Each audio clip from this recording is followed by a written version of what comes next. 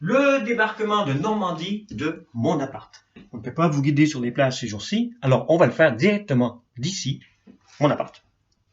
Voilà. Alors, ce qu'on va d'abord faire dans un tout petit premier chapitre, c'est poser du cadre. Ça veut dire que pour essayer de comprendre ce qui s'est passé ici, il faut comprendre un peu ce qui s'est passé ailleurs avant. Élargir un peu notre vision.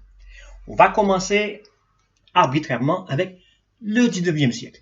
Le 19e siècle, qu'est-ce qu'on a? On a un truc incroyable, on a la révolution industrielle. Alors ça veut dire que tout d'un coup, on a la maîtrise sur la matière. On arrive avec des technologies absolument incroyables, on maîtrise, on fait ce qu'on veut. C'est une révolution. Qu'est-ce que ça fait? Ça veut dire que tout d'un coup, en Europe, on est les plus puissants du monde. Qu'est-ce qu'on fait quand on est les plus puissants du monde? Ah, ça c'est une vieille tradition. Dès qu'on peut, on envahit le monde. Voilà. Alors, vite fait, on a l'Europe comme ça qui envahit un peu tout ce qui dépasse en Asie, Moyen-Orient, Afrique et tout ça.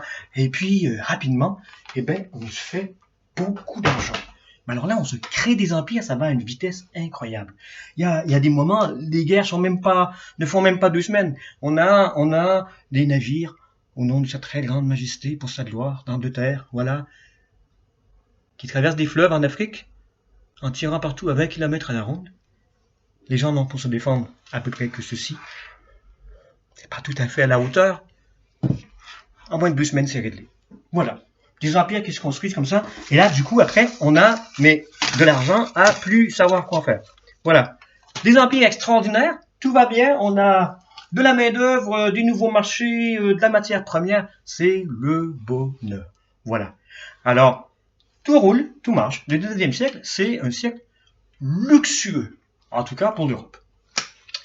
Après, ce qui va arriver, c'est que tranquillement, ça commence à stagner, il n'y a plus de nouveaux endroits à envahir. Tout est envahi, on possède tout. Alors, ça commence à stagner, on commence à trouver que l'économie ralentit, on aimerait bien. Tout d'un coup, on se rend compte que on est un peu serré dans notre empire. Et celui du voisin, il est quand même intéressant. On pourrait peut-être le faire. Ça commence à jouer du coude, ça commence à devenir tendu. Et on arrive dans les années 1910 où vraiment, ça chauffe. C'est un premier chapitre, très court. On revient plus tard, dans le chapitre numéro 2, sur 1912, 1913, 14. Qu'est-ce qui se passe ensuite qui va nous amener à la Première Guerre mondiale, qui elle-même directement nous amène à la Deuxième. Merci.